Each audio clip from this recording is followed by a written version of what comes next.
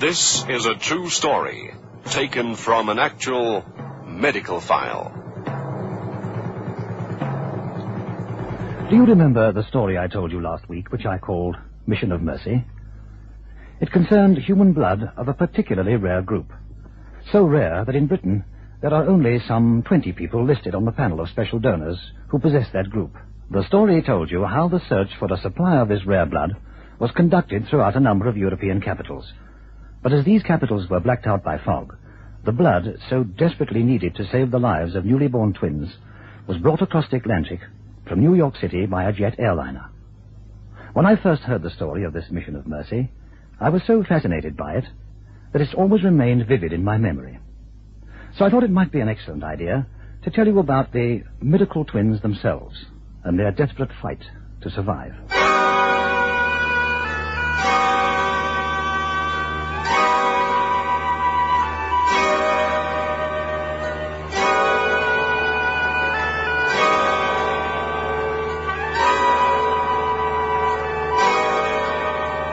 Medical File. Factual stories of the men and women whose vigilance guards our lives. A reconstruction of clinical case histories, step by step with the doctors who were there. Medical File.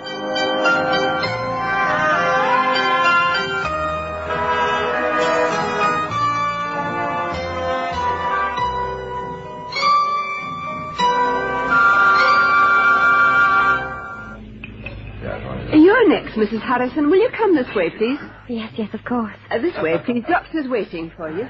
I don't know why I'm feeling so nervous. I mean, I've had babies before. Then there's absolutely nothing to worry about, is there? Here you are. Come in, Mrs. Harrison. Please sit down. Thank you. Thank you, Doctor. I'm so glad you were able to come and see me before I go on holiday. Yes. Because I've got some rather special news for you. Special news? Special good news, Mrs. Harrison. Oh. And not only are you going to have a baby, as I don't have to tell you, do I? But you're going to have two of them. Twins? Yes, twins. No doubt about it at all. Oh, I never thought. Oh, I wonder what Charlie will say. Knowing your husband, I should think you'll be delighted. Not every man can boast to his mates at work that he's the father of twins. Oh, yeah, I know. Oh, it'll be an awful expense bringing them up. Yes, but it'll be worth it, won't it? By the way, Mrs. Harrison, talking of your husband, I wonder if you'd tell him that I'd like to see him in the next day or two. See Charlie? Or whatever for? I mean, well, he's done... Well, it isn't anything to do with him anymore, is it? Well, not well medically. Mrs. Harrison, you and your husband have only recently come to live in Worcester. Yes, but... I'm afraid you didn't bring very full medical records with you from Cannock. It's going to be all right, isn't it? Oh, of course it's going to be all right. Look, Mrs. Harrison, you really mustn't start getting nervous about anything. There's absolutely no reason for you to do so. But why do you want to see my husband? Are you going to examine him? No, not examine him. All I want to do is find out what his blood group is. Charlie's blood group? What's that? Well, it's a little complicated, but I'll try and explain it to you. Now, as I'm sure you know, we've all got blood in our veins, in our bodies, which belongs to one of a number of specific blood groups.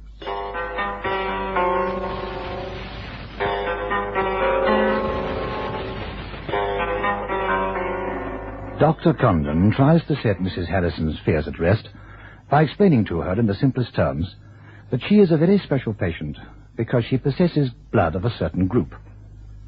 And it's vitally important to know which group her husband's blood is. You see, one of the reasons that the woman's blood is examined at her first visit to an antenatal clinic is to determine the group it belongs to. Now, about 85% of women contain in their blood a certain antigen, rather like a substance contained in the blood of the rhesus monkey. These women are classed as rhesus positive. The other 15% are called rhesus negative. Now, if the father himself is rhesus positive, then the baby may be rhesus positive too. If in such a case the mother happens to be one of the 15% who are rhesus negative, then the blood of the mother and her baby are incompatible. And this can mean that when the child is born, it may die, unless all of its blood is removed and replaced by blood from a suitable donor. This type of transfusion is known as an exchange transfusion.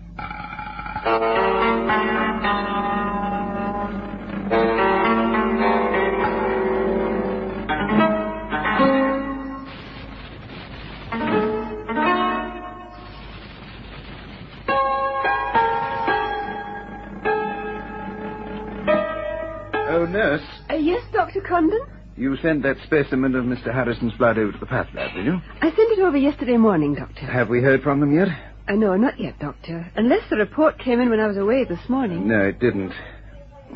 I think I'll give them a ring.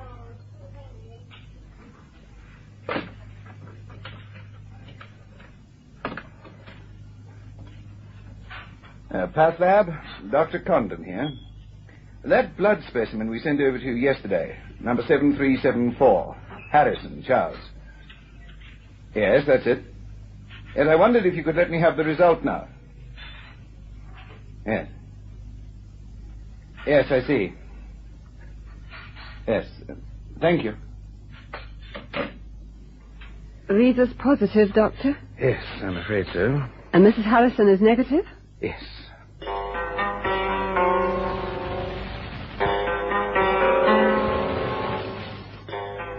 The risk to Mrs. Harrison's first baby, while it was a fetus, was small. But in each succeeding pregnancy, in which the fetus is rhesus positive, the antibodies in this mother's blood increase, and with them the risk to the fetus. Now, as Mrs. Harrison has rhesus negative blood, and her husband rhesus positive, her blood is tested for antibodies every month, from the 6 months of pregnancy onwards.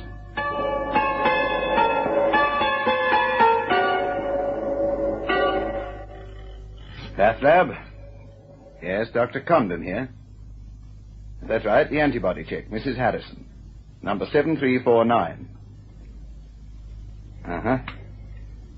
Yes. Yes, I see. No, it's not so good, is it? Yes. Yes, we just have to keep at it. Thanks again, as always. Another 4% increase, nurse. Oh, that's not so good, is it? No, I'm afraid it's not. It's not very good at all. There's not very long to go now. We're going to have to start planning what we're going to do when those twins are born. Planning well in advance. We can't afford to be caught out. I've just thought of something, Doctor. Yes, I know. That exchange transfusion up in Scotland the other day. Exactly the same sort of case. Except that we've got twins to cope with. Yes, but... I think I'll take tomorrow afternoon off. Well, you could do with a rest. It won't be a rest, nurse. You know me better than that. Now, I thought I'd get the car out and buzz over to Birmingham for the afternoon. To the Regional Blood Transfusion Centre. That's right. Dr. Heimer. I think the best thing is to put him in the picture right away. He's got so many other calls on blood from his special donors, and, of course, it never rains, but it pours. So, we might as well get our claim in as early as possible.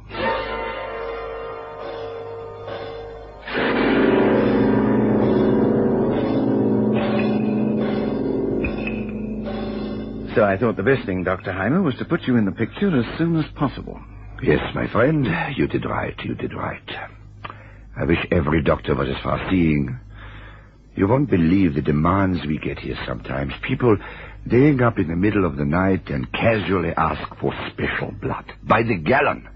In the same way you ring up the grocer and order an extra box of groceries to see you over a long weekend. Some chaps never learn, do they? And, of course, we do our best. We always try to do that. But sometimes it just is not possible. After all, we are human, are we not? We are not workers of miracles. Oh, I don't know about that. From what I've heard, you and your staff seem to be in the habit of pulling off the odd miracle from time to time. We are going to need R2 blood. Yes. You know how rare that is, my friend? You said it was like gold. It is more rare even than gold. On the panel of special donors, there are listed only 20 people in the whole of the British Isles who possess that blood. Only 20? Only 20. That is not many donors, is it? Then, because winter has now come, other factors complicate the overall pattern. In what way? Doctor, we are in the grip of a particularly severe winter. There's a good deal of this virulent Asian flu in this part of the country. Yes, I hadn't thought of that. Apart from the usual winter ills that afflict most people at this time of the year, ordinary influenza, bronchitis, and so on, yes, we can just pray that none of our special donors with R2 blood are suffering from any of these diseases. Yeah. I'd better get the list. We can look at it briefly to see what the overall geographical pattern is. The geographical pattern? My friend, we agreed it was winter time, did we not? It is the worst winter we have experienced for some years. In an English winter, what happens? We have fog, we have snowstorms, we have blizzards. So, rare blood is one thing. Finding a special donor and bleeding him, that is one thing. But getting that special blood to its destination in an emergency, in an English winter, that is another. Yeah? I'm afraid I'm being particularly dense today, Dr. Heimer. That's something else I haven't thought of. No matter, my friend. That is what I'm here for. Now, the list of special donors.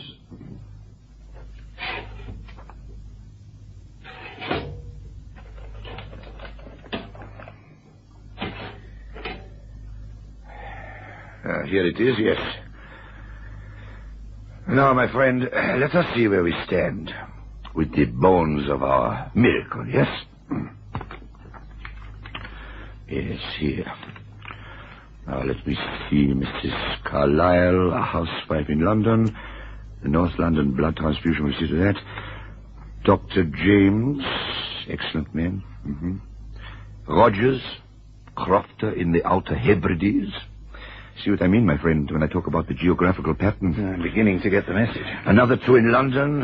One, Saunders down in the West Country. Truro, you see. The one in Birmingham. Yes, we'll bleed him here in Hagley Road. Now, what else? Yeah, 2 in Scotland. Distance again. Well, the sooner we start, the better. As our American friends say, we're fresh out of R2, R2. We've had a number of calls on it recently. Yes, I know. That exchange transfusion in Scotland. Yeah. That and other calls. But we shall manage, my friend. You have made things as difficult as you could have done for us. But we shall see. We shall see.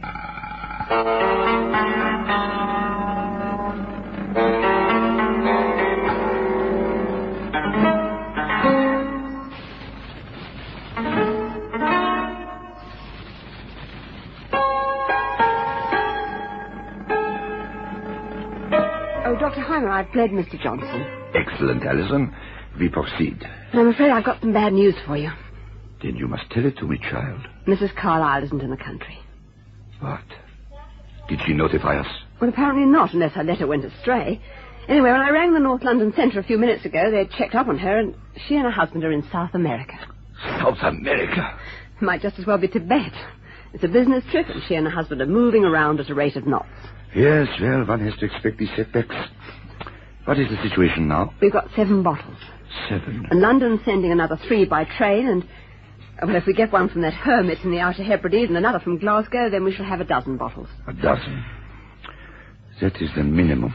The absolute minimum.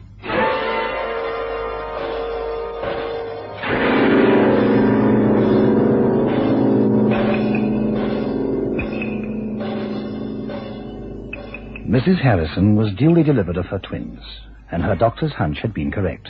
The babies were premature.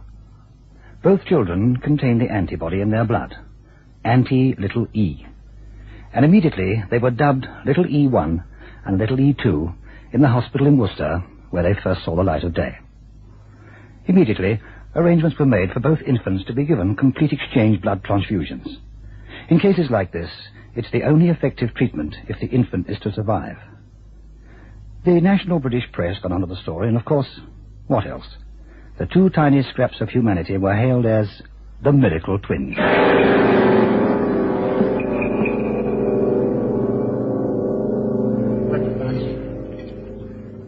How's little E1, sister? How's 112, Dr. Whittaker? Breathing good. Oh, splendid. Mr. Gordon. Yes, Doctor. I wanted to ask you why you gentlemen of the national press insist on calling this infant and her twin brother the miracle twins. Well, I suppose it's because it's a catchy phrase, and... well, it'll be a miracle, won't it, if they both survive? I'm afraid we doctors don't use the words as freely as reporters. Miracles do occur. Sometimes. Perhaps, Mr. Gordon. Perhaps. Anyway, your question just now. This tiny scrap of humanity you see here is Kathleen Harrison. As you probably know, her twin brother John is in the children's special ward. Yes, I saw that now. They're both really remarkable infants, you know. Miracle twins, in fact. Well, as you're here, Mr. Gordon, you better pay attention, because you're the privileged reporter in this case, and you're going to have to explain it all to your fellow newshawks afterwards. I'll do my best, Doctor. Please do, Mr. Gordon. Now, what has appeared in the papers so far about blood groups and rare blood and antibodies has given me nightmares. Do you know that? Well, you just give me the gin in words that I can understand, Doctor, and I'll see that the public understands it. Right. When a baby is born, he has blood belonging to a certain group. Blood derived from his father and mother in equal parts. Now, some blood groups are extremely rare. One group won't mix, if you like, with another. Yes, I'm with you so far. If the father's blood group is different from the mother's, it may happen, under rare circumstances, that if some of the cells of the child that carry this property of the father get into the mother while the child is being carried, then the maternal body will set up a reaction against them, or antibody, in fact. Well, in this case, the serum of the mother contains an antibody we call anti-little-e. Ah. Now, the next thing is this antibody gets into the child and starts to destroy the red cells of the infant's body. That's what's happened here. Aye, both for the boy and the girl. And both these little moppets will die if they aren't given a completely fresh supply of blood. I'm afraid they will. Well, would have done. Of something we call hemolytic disease. Mm-hmm. I must say, little E1 and her brother have made things as complicated as possible by being born prematurely. Well, that's enough talk anyway. We've got work to do. All set, Doctor. Well, we ought to be able to get it right this time. You don't do this sort of thing very often, do you? You're forgetting we did one yesterday, Mr. Gordon. Yesterday? Oh, come on now. On young John. Oh, of course, yes, I'm sorry. I'd forgotten little Kathy's half section. Oh, you reporters, honestly. Both, sister. 110, Doctor. A colour good, Doctor. Splendid, nurse. You see, Mr. Gordon, what we've got to do now is to draw off all, or most, of the baby's blood and replace it with R2 blood, which has been collected from a number of special donors. Ah, yes, special donors. These fabulous 20 characters, isn't it? Who are the only people in the whole country who possess this blood. That's right. You see how rare the stuff is. Yes, I do. 25 cc's out, Doctor. Thank you, nurse. If some of the donors are ill or away, it doesn't leave very much margin, does it? I'm afraid it doesn't. 66 cc's in, Doctor. Good. Pulse, sister? Pulse steady, Doctor. 112 now. Respiration good. The baby's still nice and pink. Splendid, splendid. You just draw the stuff out in a syringe and then shove back some more, is that it? I suppose you could put it like that. This isn't going to be an easy transfusion, you know. Getting that first 25 cc's out was very difficult indeed.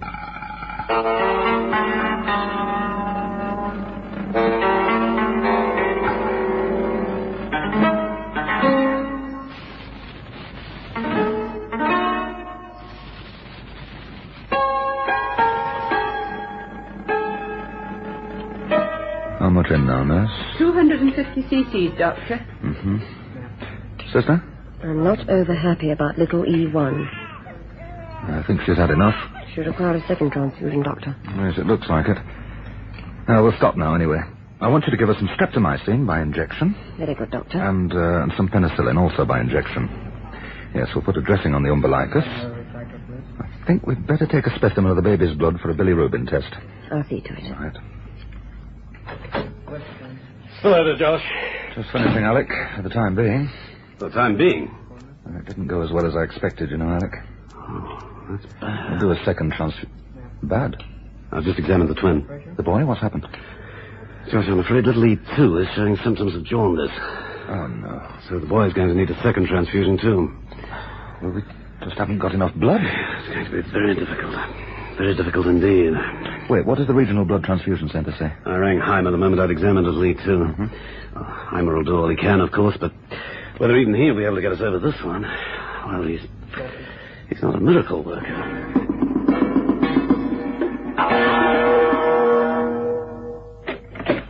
Oh, hello, Josh. Hit me with it. Oh, we're halfway there. I've done the second transfusion on little E1. It's all right? It's fine. Little Kathy's in the clear. Then little E2. The boy's our problem now. Very much so. Josh, there just isn't any more R2 in the whole country. Oh, but there must be. No, there isn't, I can assure you, Josh. What's Heimer doing about it? Oh, he's working like a demented man at it. He's been without sleep for nearly 36 hours. Tried all the European capitals where there may be some of the stuff. And? No, it's just our luck. They're all blacked out by fog.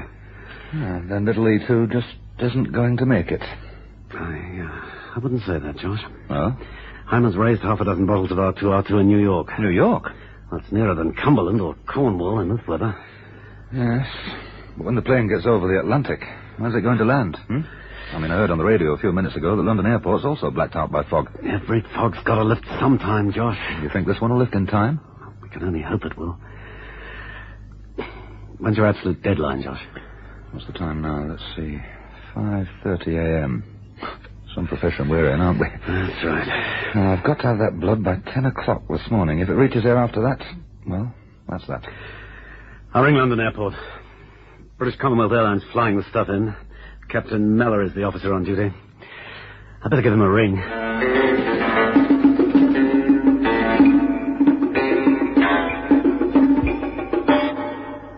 Well, that's the position, Captain Mallory. The situation is critical.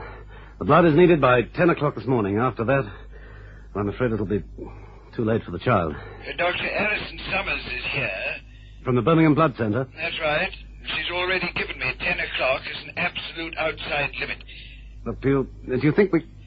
Look, Doctor, I'm not a magician. I've left my crystal ball at home. I'm sorry, Doctor, but I just can't say. There are too many imponderables. Yes, I know that. But one thing's not an imponderable, Dr. Gaunt. If it is humanly possible to get that crate of blood from New York City to you by 10 o'clock, then BCA will do it. I know that, Captain. Thank you.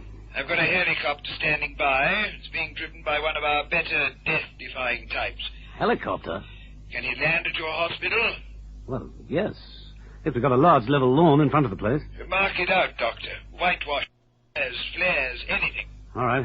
It'll be marked all right, Mallory. Good. And the best of luck.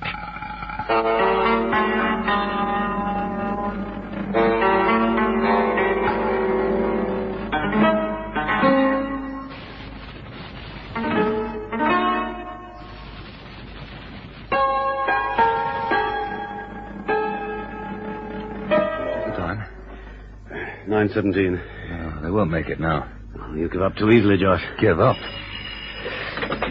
Dr. Gaunt, Senior Registrar. Captain Mallory here, Doctor. Yes?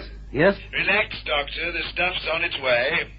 Thank heavens. Unless young Jim Allen and Alison Summers go for a Burton in this weather, well, your blood will be there at, say, at 10 minutes to 10 o'clock.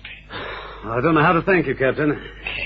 Fly BCA next time, Doctor. Fly BCA. I shall. Believe me, I shall.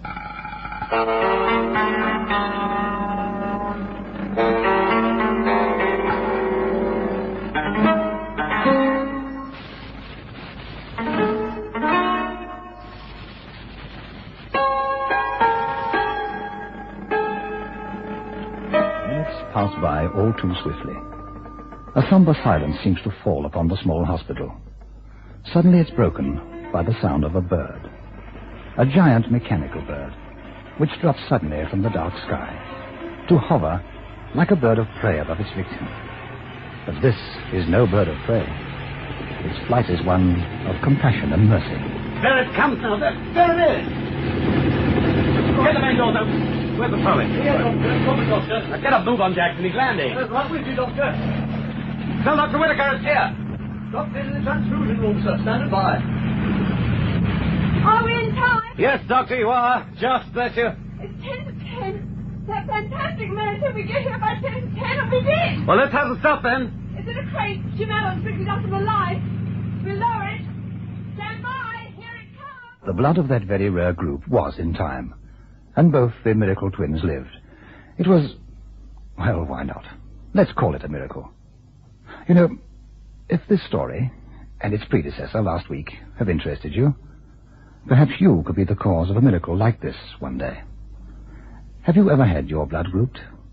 If you haven't, why not drop in at your local blood transfusion center the next time you're passing? Who knows? You may have blood of a particularly rare group that some dying soul is going to need so desperately someday.